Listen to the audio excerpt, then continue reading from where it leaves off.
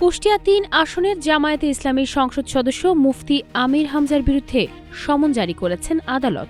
বৃহস্পতিবার সিরাজগঞ্জের চৌহালি উপজেলা আমলি আদালতের senior judicial magistrate Mohammad Suman Bhuiyan এ সমন জারি করেন। এর আগে বিদ্যুৎ, জ্বালানি ও খনিজ সম্পদ মন্ত্রণালয়ের মন্ত্রী ইকবাল হাসান মাহমুদ টুকুকে নাস্তিক ও ইসলাম বিদ্বেষী আখ্যা দেওয়ার অভিযোগে সিরাজগঞ্জ জজ আদালতে মামলা দায়ের করেন জেলা আইনজীবী সমিতির সাধারণ সম্পাদক অ্যাডভোকেট হুমায়ুন কবির। সিরাজগঞ্জ জেলা জজ আদালতের পাবলিক প্রসিকিউটর শাকিল মোহাম্মদ শরীফুল হায়দার বলেন, বিদ্যুৎ মন্ত্রীকে নাস্তিক বলায় সকালে অ্যাডভোকেট হুমায়ুন কবির বাদী হয়ে একটি মামলা দায়ের করেছেন। আদালত সেই মামলার পরিপ্রেক্ষিতে সমন জারি করেছেন। আমি এই মামলার বাদী পক্ষের আইনজীবী হিসেবে রয়েছি।